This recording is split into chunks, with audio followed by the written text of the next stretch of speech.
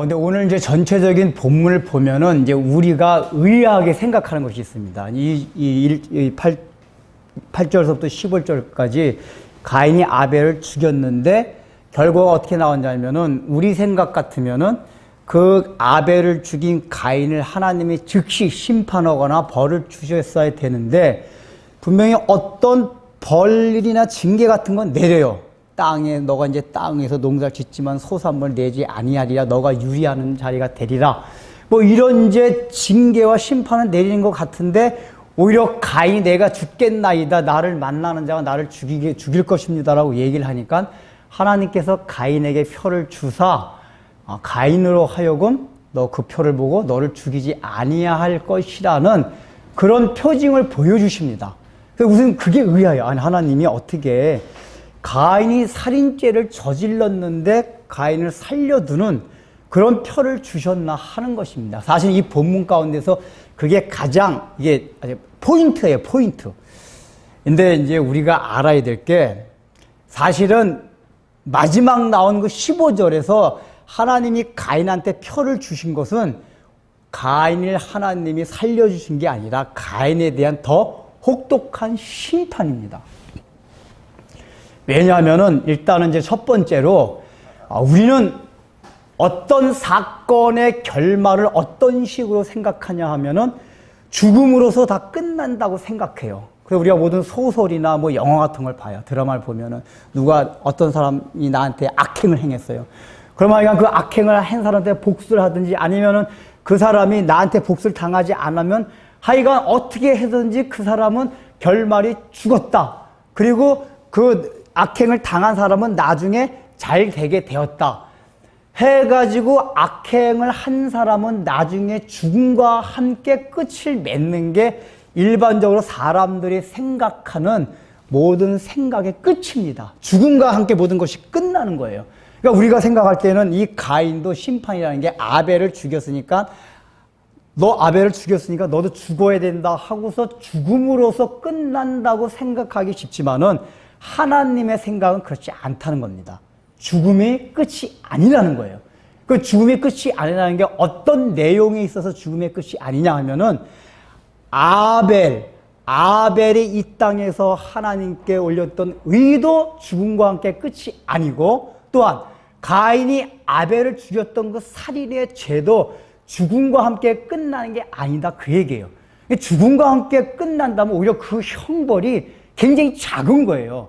죽음 자체가 없어지니까. 근데 하나님이 말씀하시는 건 뭐냐면은 너는 죽음과 함께 이 형벌이 끝나는 게 아니라 이 형벌이 영원히 된다는 것을 하나님이 가르쳐 주시려고 가인과 더불어 그 당시에 살고 있는 모든 가인들의 후손들도 이제 아벨의 드리는 셋의 후손들에게 가르쳐 주기 위해서 일부러 가인을 살려두신 거예요. 왜냐하면 가인이 지금 요거 살려두시기 전에 하나님 무슨 벌을 내리셨죠? 보세요. 자, 12절, 14절 한번 읽어보겠습니다. 12절, 14절 시작.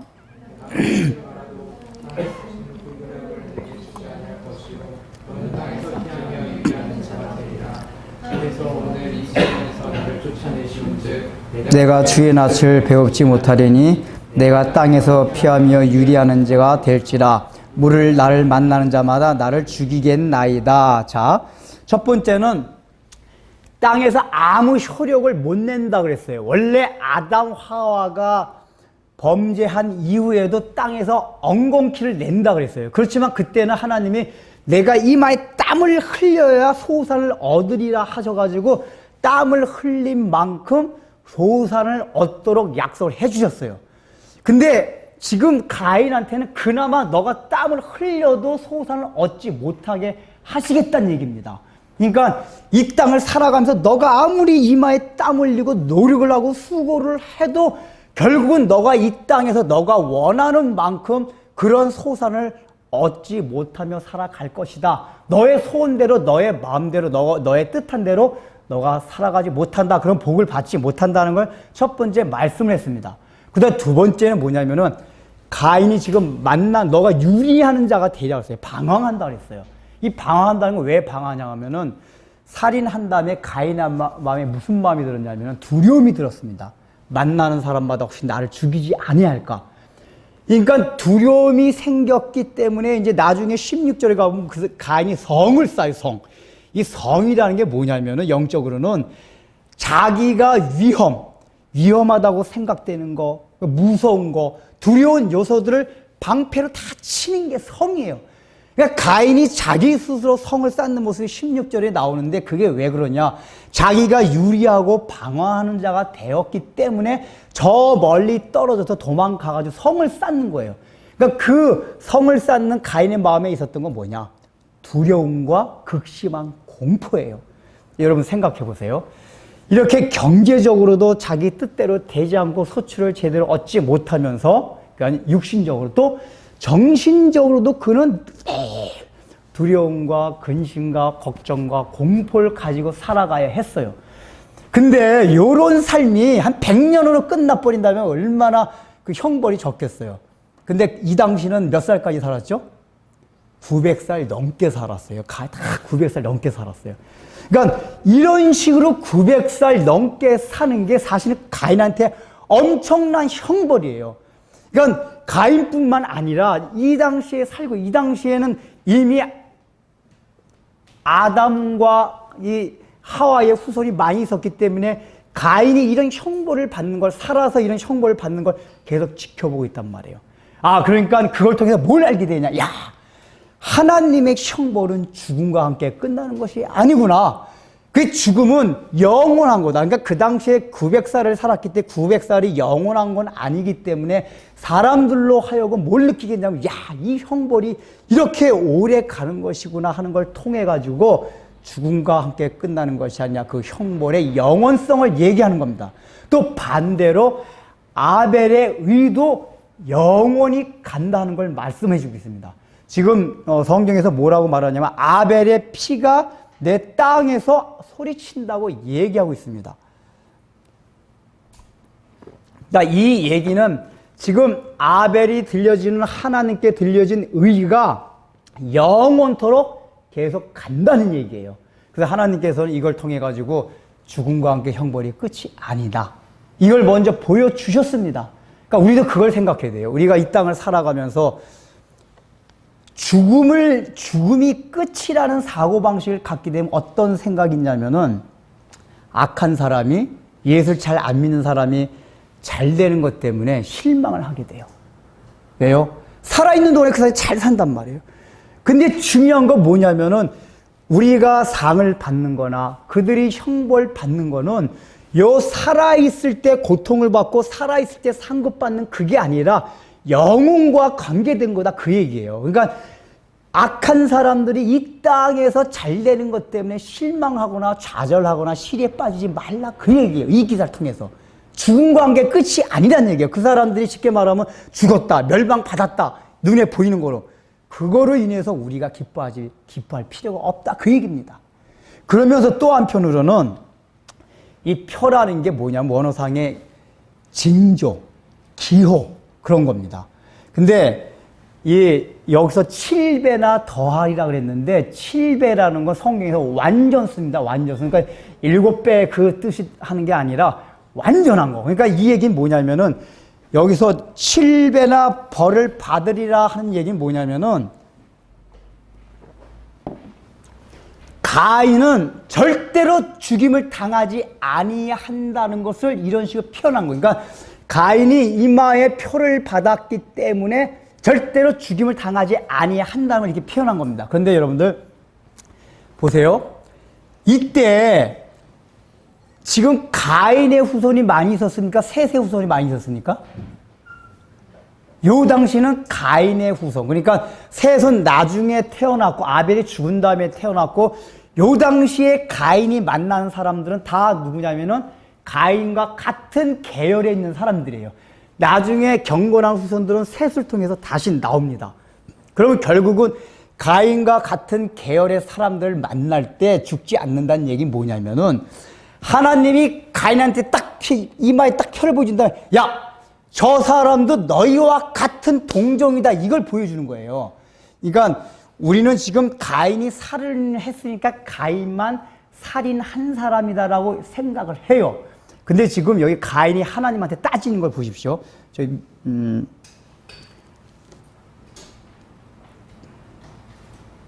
9절 보세요. 여호와께서 가인에게 이르시되 내 아우 아벨이 어디 있느냐? 그가 이르되 내가 알지 못하나이다. 내가 내 아우를 지키는 자니까.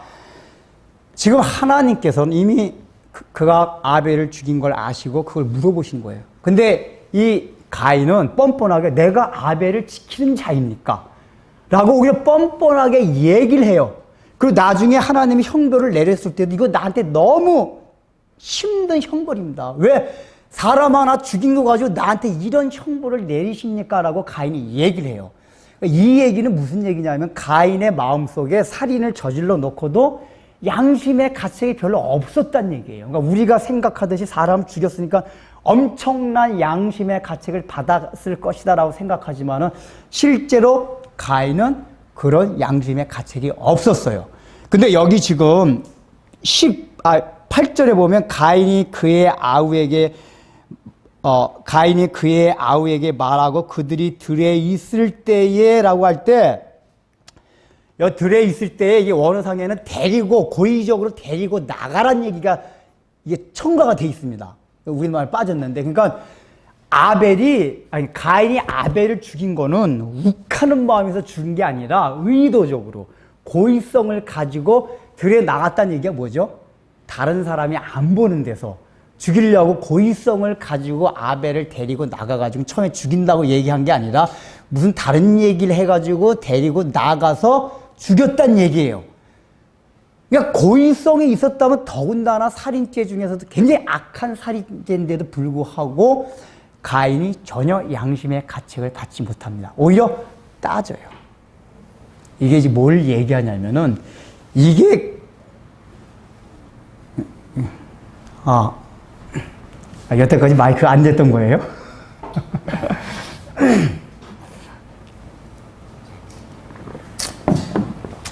여러분 잘 들렸어요? 네, 아주 크게 얘기했어요.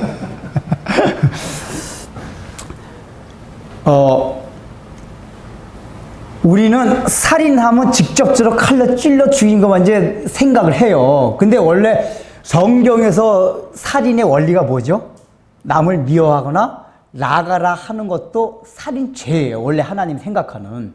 그러니까 원래 가인의 후손들은 다 이런 살인죄를 짓는 자들이에요. 다 실제적으로는. 근데 지금 이 가인의 후손들이 하나님한테 어떻게 지금 항변을 하냐면 하나님 내가 그깟 좀 사람을 미워했기로서니 다른 사람을 질투하고 시기했기로서니 나한테 이런 죄를 형벌을 내릴 수 있습니까? 라고 얘기하는 게 다 가인의 후손들의 특징이란 말이에요. 그러니까 가인의 후손의 특징이 뭐냐면 죄를 지어놓고도 핑계를 대요. 하나님한테. 아니 하나님 그거 가지고 나한테 이렇게 벌을 내립니까? 이런 걸 예수 안 믿는 사람들 보십시오.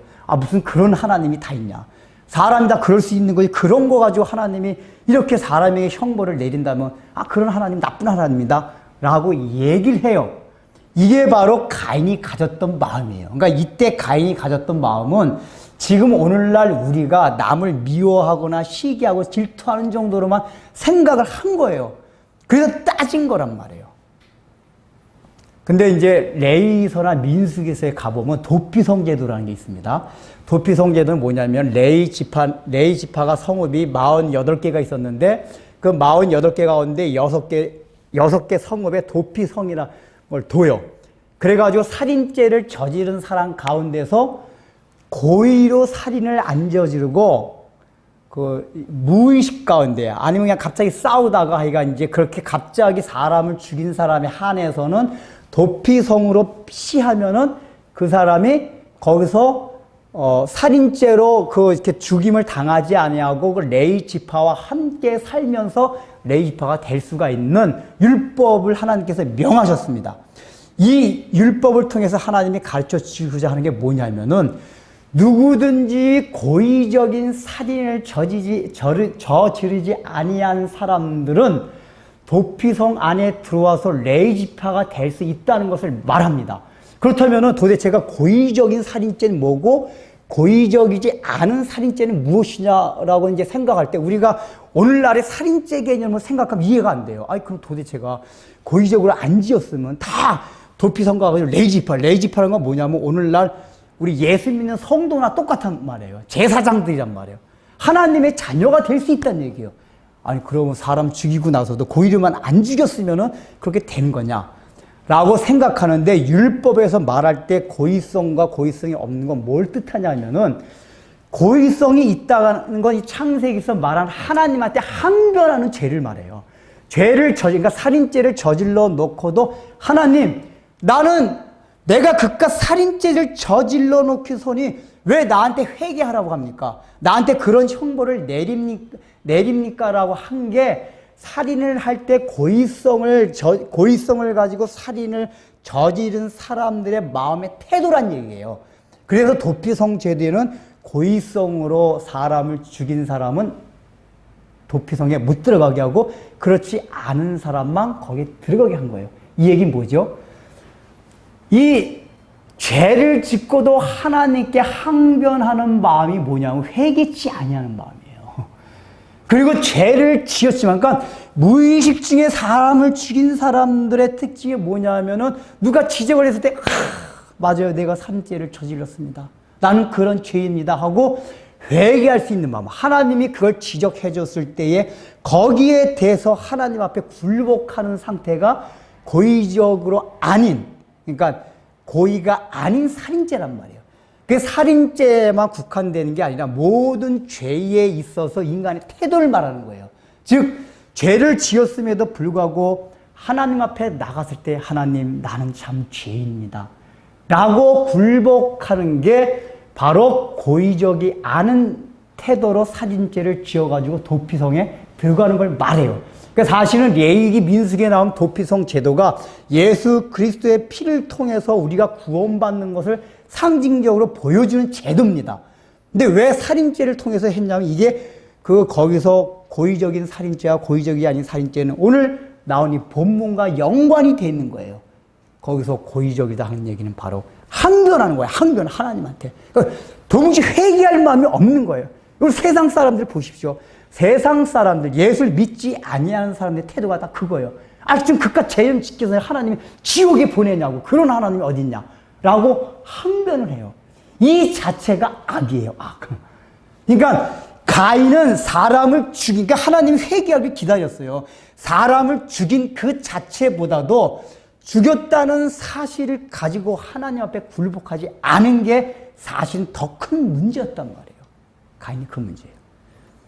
그래서 그 가인의 계열에 있는 그리고 그 뒤를 잇는 모든 가인의 후손들의 태도가 그거예요. 하나님에 대해서 신랄하는 거. 하나님 그럴 수가 있습니까? 여러분 예종론 말하면 뭐랍니까? 하나님 그런 독재자 같은 하나님이 어디 있느냐? 난 그런 하나님 믿지 않겠다.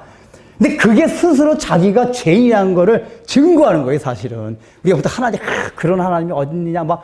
도대체 제가 이렇게 세상을 살아가는데 이렇게 고통이 이렇게 난무하는 이런 세상이 있다면 그렇다면 하나님이 과연 살아계시냐? 이런 것 자체가, 이런 걸 통해가지고 하나님한테 항변하는 것 자체가 우리 가운데, 인간 가운데 죄가 있다는 얘기예요. 하나님 앞에 굴복되지 않는 마음들이에요. 이게 가인이 살인을 저지르고 하나님 앞에 항변하는 마음의 태도가 가인의 후손을 통해서 계속 내려왔다 그 얘기예요. 그래서 가인이 구원받지 못하는 거예요, 여기서요. 근데 아벨은 어떠냐? 여기 보세요. 10절 보십시오. 10절. 이르시되 내가 무엇을 하였느냐? 내 아우의 핏소리가 땅에서부터 내게 호소하느니라. 근데 여기서 핏소리가 할 때 이 핏소리가 복수입니다. 복수. 피소리들이에요. 피들 소리. 하나님 분명히 내 아우라고 했어요. 아벨. 그러면 아벨 한 사람만 하면 핏소리가 단수여야 돼요. 그냥 우리말 성경에 단수로 표현되어 있는데 원래 복수입니다. 내 아우의 피소리들이 땅에서 소리친다라고 해요. 이 얘기가 뭡니까? 하나님이 여기서 말씀하시고자 하는 거는 이게 가인 한 사람한테만 하는 얘기가 아니라 뒤를 이어가고 계속 오고 가는 모든 가인의 후손들, 또 아벨의 후손들한테 다 해당되는 말씀이라는 거예요. 이 얘기는 뭐냐면은 인류 역사는 항상 뭐냐? 가인이 아벨을 죽이는 역사고 첫 번째. 그리고 늘 아벨이 가인에 의해서 죽임을 당하면 계속 아벨의 핏소리들이 하나님을 향하여 호소하고 외치는 게 우리 인류 역사라 그 얘기예요. 그래서 여러분 요한계시록 보십시오. 요한계시록에 보면은 6장에 보면 그거 아시죠? 하나님의 읽어볼까요 한번? 자, 요한계시록 6장 9절에서 10절 마지막까지 어떤가?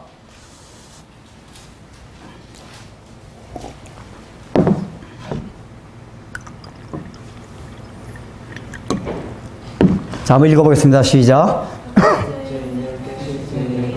하나님의 말씀과 그들이 가진 증거로 말미암아 죽임을 당한 영혼들이 제단 아래 있어 큰 소리로 불러 이르되 거룩하고 참되신 분이 주세요. 땅에서 하나님의 우리를 꺾어주지 아니하시고 어떻게 다시 하시려나이다. 예. 자, 거기 10절에 보니까 지금 창세기 4장 여기 나온 말씀과 구조가 똑같습니까? 안 똑같습니까?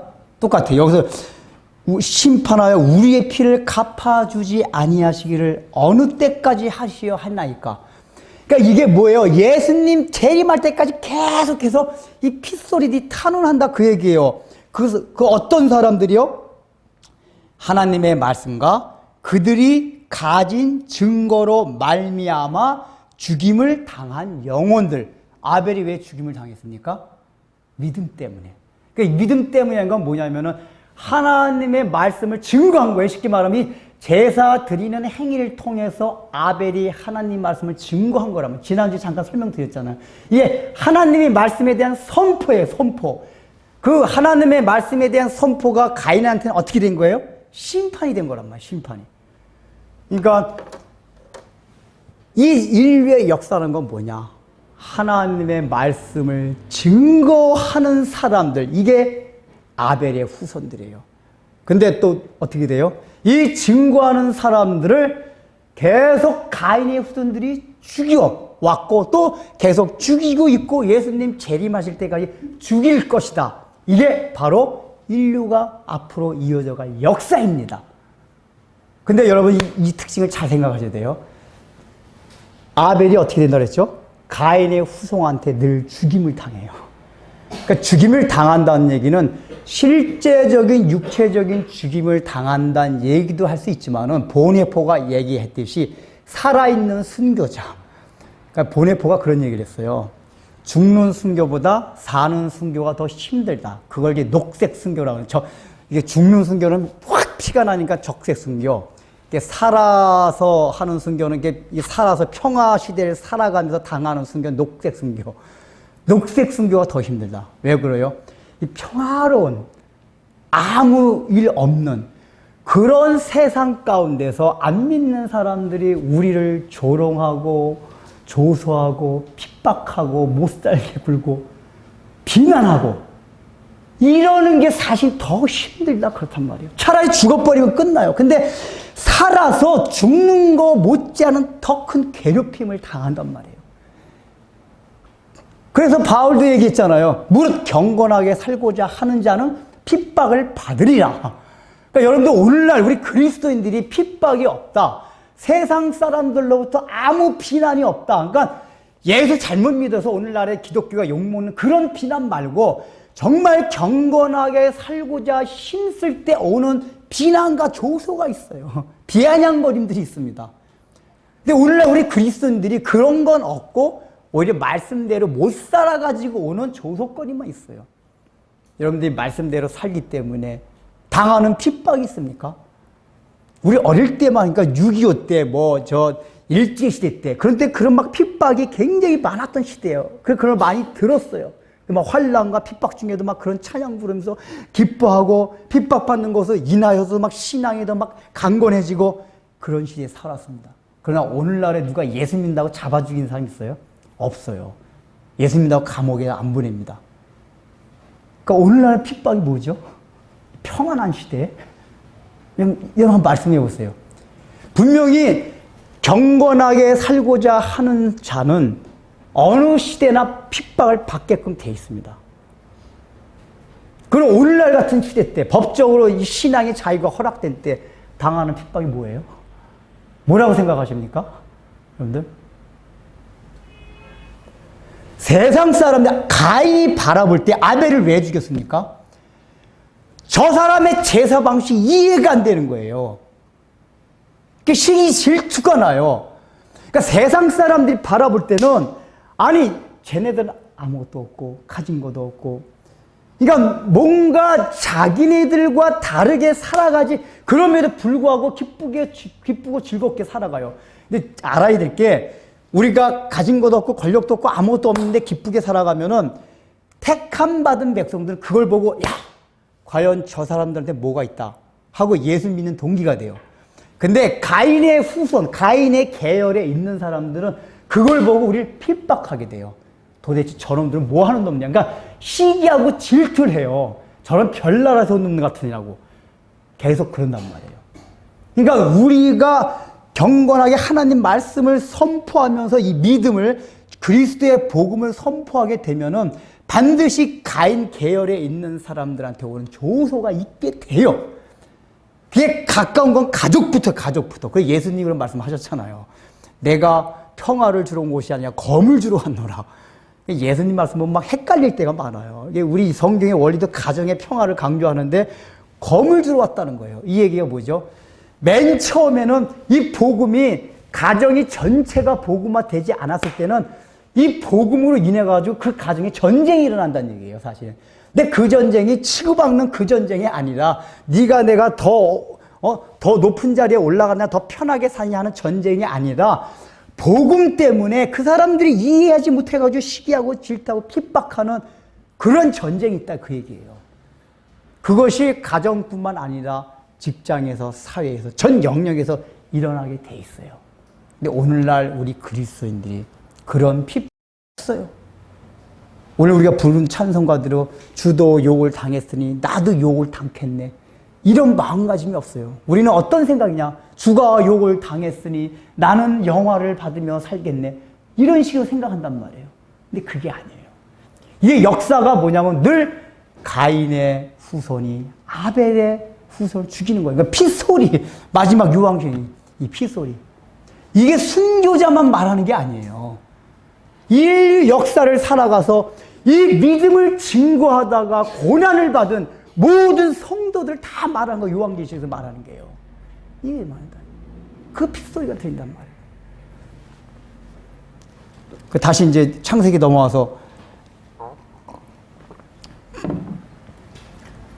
여러분들이 우리가 이 땅을 살아가면서 우리가 가인의 후손들한테 가인의 계열에 있는 사람들한테 핍박받는 것 때문에 이상하게 생각하지 마십시오. 그게 정상입니다.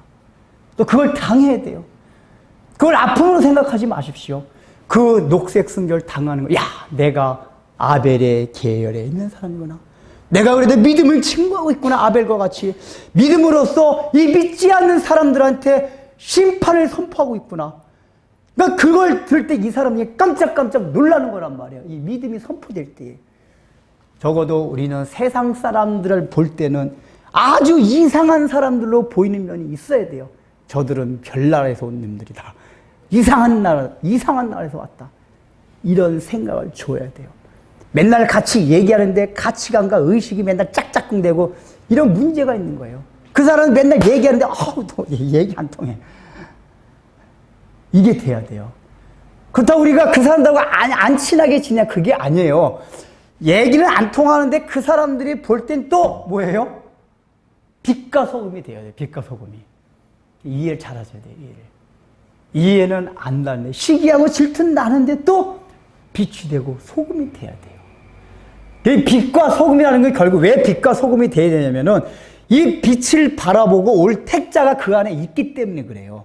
이 빛을 비추어줘도 불택자들, 끝까지 가인의 계열에 있는 사람들은 빛을 보고 더 반항합니다.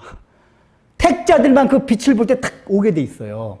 근데 우리는 그 택자들 때문에 빛을 비춰야 되는 거예요. 우리가 사실은. 하나님이 그들 때문에 그렇게 살라고 하는 거예요. 그러니까 빛을 비춰야 돼요. 그러니까 그 사람들은 우리의 그거 보고 저들을 보니까 정말 하나님이 있다. 하늘나라가 있다. 이걸 알 수가 있단 말이에요. 그 결국 뭐냐? 그 인류에서 그렇게 내려오는데 가인은 바로 이런 마음, 또 그 당시에 있던 가인 계열에 있던 모든 사람들이 그와 같은 마음으로 하나님께 손가락질하고 항변하는 마음으로 살아갔다 그 얘기예요. 그러면은 지금 보세요. 가인의 이마에 표를 줬다는 얘기 뭐냐 하면은, 야, 가인, 이 사람도 그 살인을 저지른 사람이다 하는 걸 딱 증명을 해보는 거예요. 그래서 어떻게 된다는 얘기죠? 너 나하고 한패구나. 이걸 알라고 하는 거예요, 알라고. 그러니까 가인의 후손들이 볼 때 가인의 이마에 딱 표를 받은 거 보고는 징조와 기호라고 했다면, 너도 우리 한패네? 그러니까 그 당시에 다 살고 있던 사람이 가인의 후손들이란, 가인 계열 사람들이란 말이에요. 아담과 하와의 후손인데 가인 계열 사람들이에요. 이 사람들이 딱 볼 때, 너 나하고 한패네? 살인을 했네? 그러니까 하나님한테 항변하고도 살아남은 자네? 하는 동족의식, 한패의식이 생긴단 말이에요. 이걸 통해서 어떻게 돼요? 이 사람들이 죄악으로 더 똘똘 뭉치는 거예요. 그러니까 이 표를 보고 죄악으로 더 똘똘똘 뭉쳐요. 그래서 나중에 이제 넘어가면 라멕이 그러잖아요. 가인을 죽인 자는 7배나 벌을 더하지만 나를 죽인 자는 하나님이 77배나 더하죠. 이제 원래 이제 7이라는 거는 숫자적인 의미가 아니라 완전한 그 의미를 말한 건데, 그거를 이제 라멕은 어떻게 생각했냐면은, 이거 봐라. 우리가 하나님한테 항변하고 그래도 멀쩡하게 잘 살아간다. 그러니까 가인의 후손들이 가인을 보고 무슨 생각을 하죠? 야, 저렇게 살인을 하고도 멀쩡하게 잘 살아간다. 이 뒤를 보면 알겠지만은 가인은 성을 쌓습니다. 그리고 가인의 후손들은 화려한 문명과 문화를 이루고 살아갑니다. 반대로 셋의 후손들은 아주 시골 같은 데서 거의같이 살아갑니다. 이러는 걸 보고 라멕이 뭐라고, 라멕이 6대 손이에요. 가인의 6대 후손. 이걸 딱 보고 나서 봐라. 우리의 조상 가인이 이렇게 죽였고 그렇게 살아왔는데 우리 이렇게 잘 산다. 또 나를 봐라. 그렇기 때문에 나를 죽이는 자는 77배나 하나님이 벌을 더하시라. 그 얘기 뭐냐면, 이렇게 내가 죄를 지어도 그냥 창창하게 살기 때문에 나는 죄를 더 지을 거다. 이 얘기예요, 이게. 그러니까 그 당시에 가인을 만나는 사람마다 그런 생각을 가지게 된다. 가인의 이제 이마에 있는 표를 보고, 너 나하고 한패. 너 안 죽었구나. 하나님 안 죽였구나. 역시 우린 죄를 짓고 살아도 떳떳하고 당당하고 죄를 짓는 데 있어 더 용기 100배에서 죄를 지러 간다. 그 얘기예요. 근데 로마서 1장에서 뭐라고 나왔죠? 하나님의 그게 심판이란 말이에요. 어떤 사람은 정욕 사는 그대로 내버려 두는 그 자체가 심판이라고 했어요. 심판. 왜요? 그 사람들은 그걸 통해서 하나님이 쌓을 징벌을 계속 머리에 쌓고 있는 거예요. 시편에 보면 머리에 하나님이 쌓을 이 징계의 활을 막 쌓고 있다고 했어요. 그들이 회개를 해버리면은 그 쌓는 진노가 없어지잖아요. 그러니까 아예 가인의 후손들은 하나님이 나중에 그냥 몰아가지고 엄청난 걸 하기 위해서 막 계속 진노를 쌓고 있는 거예요. 그게 심판이에요. 그래서 이 땅에 이렇게 내버려 두는 거란 말이에요. 그러니까 여기서 가인에게 표를 줬다는 거는 바로 그 표예요. 가인을 딱 보면서 그 당시에 가인은 한 동족의식, 그 동료의식을 가지고 더 당당하고 떳떳하게 죄를 짓는 그런 식으로 몰아가게 되는 그런 상황이 앞으로 계속 펼쳐져요. 이 표를 보고. 그 요한계시록에 보면은 이마나 손에 그 표를 받지 아니하는 자는 경제 활동을 할 수 없다는 말씀이 나옵니다. 이거를 이제 요즘 세대주의 그 계열에 있는 사람들은 뭐 컴퓨터 이런 걸 해석을 해가지고 이제 하는데, 물론 적그리스도가 그런 걸 이용할 수 있지만은 짐승 자체가 컴퓨터는 아닙니다. 왜냐하면 요한계시록이나 다니엘서에 나오는 마지막 적그리스도나 마지막 짐승은 인격체거든요. 인격체. 컴퓨터가 인격체가 아니기 때문에. 근데 그 인격체인 적그리스도가 컴퓨터를 활용할 가능성은 있을 거예요. 어쨌든 간에 나중에 제가 볼 때도 그렇게 해가지고 그 이마나 손이라는 건 뭐냐면 그 사상과 행동을 말하는 거예요. 사상과 행동. 그러니까 이 이마나 표에 이게 이제 인을 맞지 아니하는 거는 그 당시에 적그리스도의 사상과 행동을 따르지 아니하는 자는 이제 살아갈 수가 없는 시대가 온다 그 얘기야. 앞으로 우리 예수 믿는 사람들이 이제 그걸 따라야지만 살아갈 수가 있지. 무슨 그 이마에 이게 바코드 그게 아니고 그 사상을 따르는 거란 말이야. 이게 가인의 표나 똑같단 말이에요. 그 당시에 하나님이 가인의 표를 줌으로써 그 당시에 죄인들, 가인의 후손들끼리 더 번창하고 잘 살아. 야, 이 표 가졌구나. 우리끼리 잘 살아가자. 너는 표 가졌으니까, 맞아. 내가 너 사업 하나 뭐 줄게. 이러면서 더 붙였단 말이에요. 그러니까 앞으로 말세가 가도 그런 일이 벌어진다 그 얘기예요. 그 이마의 표를 받은 자, 이게 뭐예요? 적그리스도의 사상, 그런 걸 가진 사람, 그 의식과 행동으로 사는 사람만이 그래야지 너 우리하고 같이 살아갈 수 있어 하는 시대가 온단 말이에요. 이 얘기가 뭐냐? 앞으로 가면 갈수록 예수님의 재림의 때가 가까우면 가까울수록 성경 말씀, 아벨이 가졌던 그 믿음의 사고방식과 의식과 행동을 가지고는 점점 살아가기가 힘든 시대가 여러분 올 겁니다. 이미 오고 있고 더 힘들어져요. 여러분 앞으로 가면 갈수록 예수 믿는 사람이 살기가 편할 것 같습니까? 아니에요. 가면 갈수록 예수 믿는 사람이 살기 힘들어지는 시대가 와요. 경제활동이라는 건 그 단순하게 경제활동만을 말하는 게 아니라 사람의 삶 전체를 대표해서 이 물건을 매매하는 거로 유한계시록이 표현한 거예요. 살아갈 수 없는 때가 온단 말이에요. 살아갈 수 없는 때.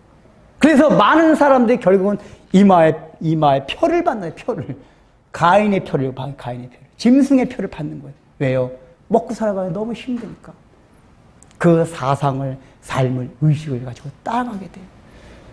오늘날 그렇지 않아요? 우리가 그러잖아요. 목사님, 성경대로 어떻게 살아가요? 못 살아요, 그럼. 그거 비현실적인 얘기 하지 마세요. 그러죠. 근데 저도 어떤 때 설교자일 때 설교를 해도, 이게 설교가 얼마나 교우들한테 비현실적으로 들릴까? 라는 생각을 하면서 이게 설교 준비를 할 때가 있어요.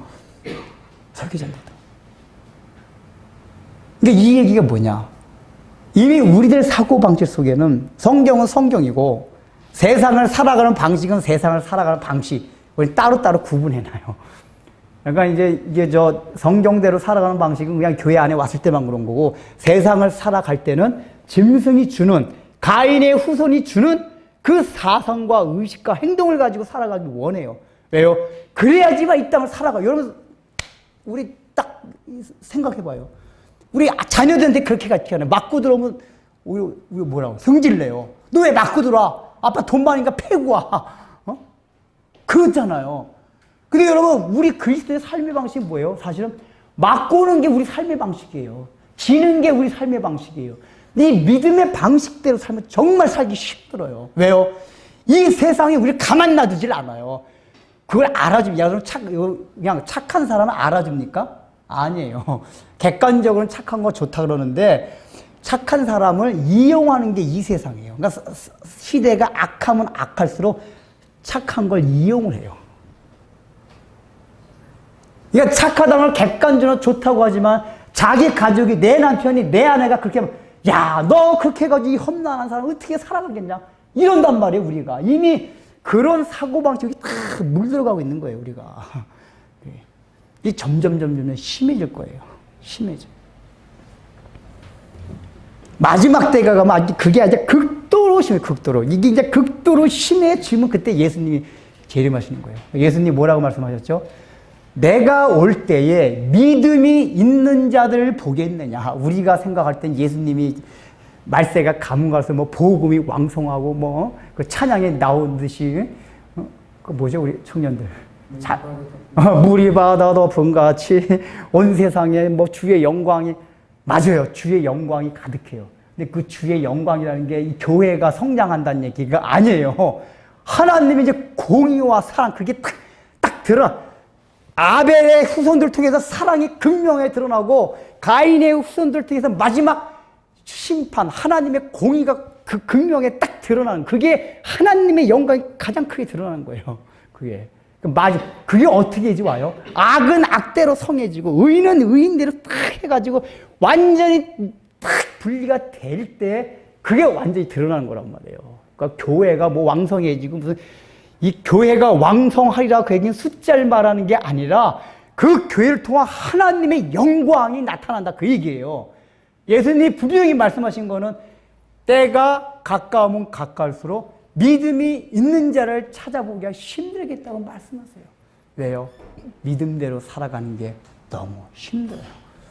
그래서 교회당은 나와세요. 기독교인은 많아지는데 믿음이 있는 자는, 믿음이 있는 사람은 찾아보기 힘든 그런 시대를 이미 우리가 맞이했고 점점 심화될 겁니다. 심화돼요. 그게 이제 우리 그런 시대를 살아가고 있어요. 여러분이 우리가 경각심을 가져야 돼요. 그 표에 가인의 표를 받으면 안 돼요. 가인의 표는 뭡니까? 죄를 짓고도 떳떳하게 다닐 수 있는 게 가인의 표예요. 지들끼리 딱 보고, 그러니까 표라는 건 이게 기호라는 건 뭐야? 상대방이 나를 보고 딱 한단 말이야. 그러니까 서로 간에 딱 서로가 서로, 우리 내 표구나, 내 표. 너 우리 표. 그렇지. 그렇게 살아가야지. 그 표를 받으면 안 돼요. 우리가. 그 사상을 받으면 안 됩니다. 우리가 그러게 되면 뭐예요?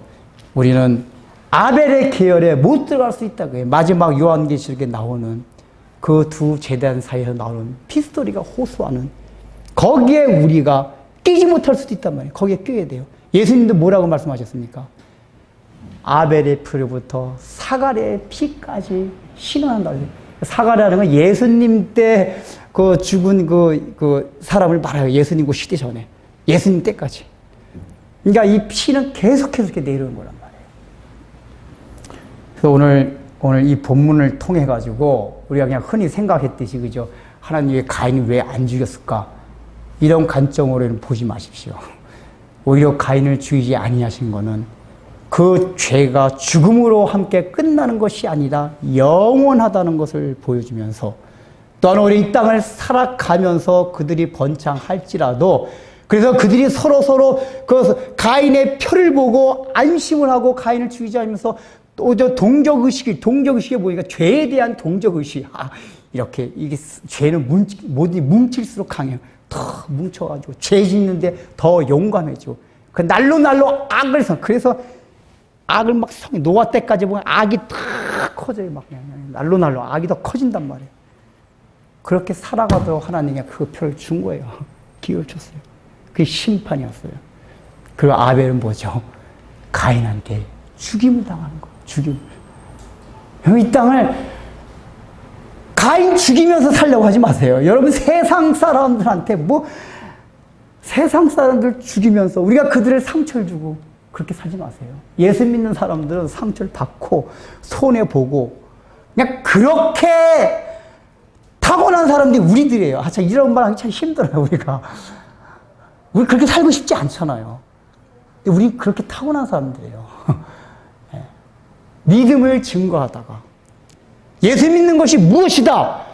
이걸 보여주기 위해서 우리가 손해보고 핍박받고 조롱거리가 되고 이렇게 살아가야 된단 말이에요. 근데 여러분 우리가 그렇게 살아가려고 합니까?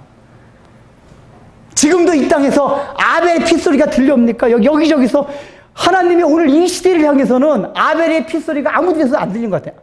들린 데 있을 것 같아요. 오히려 저 중국, 공산권에 있는 나라들, 저 이슬람 가운데서 막 몰래 저 북한 땅에서 몰래 그냥 성경 쪽 보면서 들고서 몰래 그 보다가 들키면 즉시 그냥 사형당하는 그런 가운데 있는 사람들 가운데서는 거기서 아벨의 핏소리가 들릴 거예요.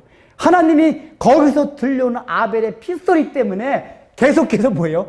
이 땅에 지금 심판이 연기되고 있을지 몰라요. 계속해서 지금. 나만 이렇게 미국, 이 자유주의 진영 국가 때문이 아니라 저 공산권이나 이 기독교를 믿는다고 핍박을 받는 그런 곳에서 들려오는 아벨의 핏소리들.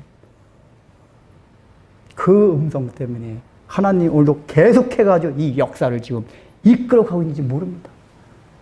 우리가 경각심을 가져야 돼요. 그런 걸 바랍니다. 하나님, 오늘날 우리가 사는 이 시대에 과연 아벨의 저 가인을 향한, 세상을 향한 아벨의 핏소리를 우리를 통해서 과연 하나님께 들려지고 있습니까? 라는 생각을 하면서 우리가 살아가야 합니다. 바라기는 우리 진리의 빛 교회 성도들이라도 제발 우리가 아벨과 같이 믿음을 가인의 후손들에게 보여줌으로써 핍박을 당하고 그걸 통해서 하나님이 저 진리의 빛 교회 성도들의 그 핏소리가 하늘에 사무친다. 이 소리가 세상을 하여 들려질 수 있도록 여러분들이 그런 삶을 살아갔으면 좋겠습니다.